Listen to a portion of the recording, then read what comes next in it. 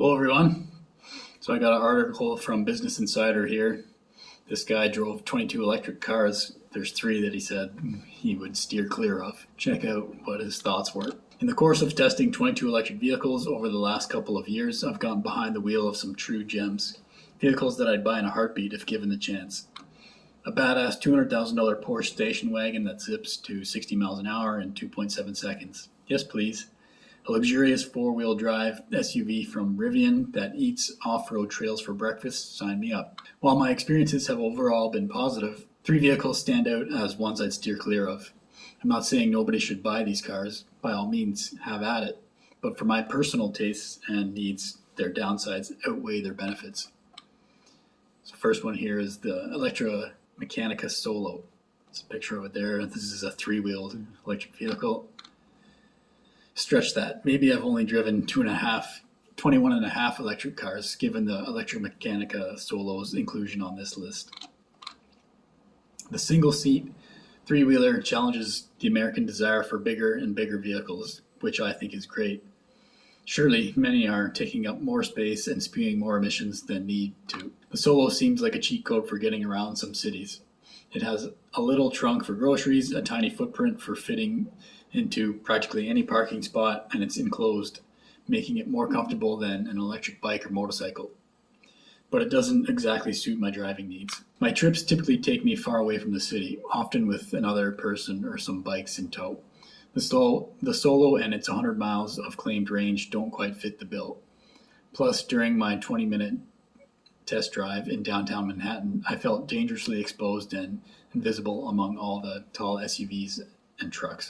And the second on his list here is the GMC Hummer EV. The new $113,000 Hummer pickups sheer enormity and excessiveness makes it fun to tool around in for a weekend.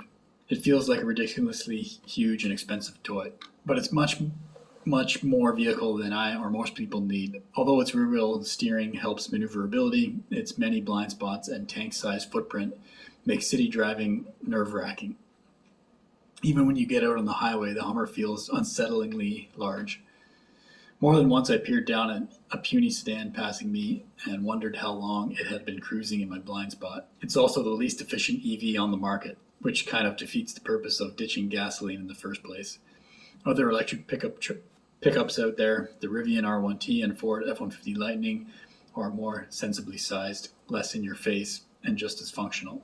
And the last on his list of ones to avoid is the Nissan Leaf. The Nissan Leaf is one of the OGs of the EV world, although it was a pioneer when it first launched more than a decade ago, and remains one of the most budget-friendly EVs you can buy. It can't beat modern offerings. The base $27,800 Leaf is EPA rated for only 149 miles of range, significantly less than other options. The $43,000 Tesla Model 3 delivers 272 miles of range, while the $26,500 Chevy Bolt rates at 259 miles. The pricier Leaf SV Plus still comes in at only 215 miles. Plus, the Leaf uses a different fast charging port than the rest of the industry, limiting the stations where it can be refueled. Given the sorry state of EV charging infrastructure today, I prefer to have access to all the plugs possible.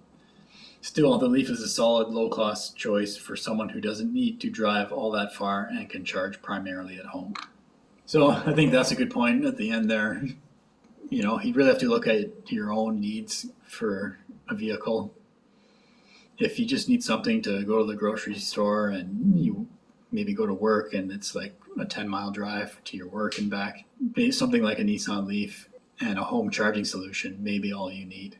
So yeah, these were three that he chose for his own preferences that he didn't like. But yeah, everyone has to evaluate their own needs and decide what works best for them. As I've said in the past, if you want to do road trips, Tesla is the way to go.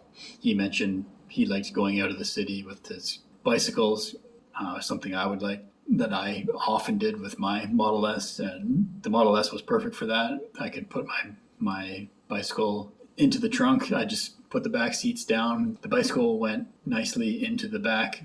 Once I put the seats down, I could shut the trunk, a lot of options out there. Like he said, he drove 22 different electric vehicles, so there is a lot of options. So an interesting article there from the Business Insider. Hopefully you enjoyed. My name is Evan Bertrand. This is the Evo Green channel. Thanks for watching.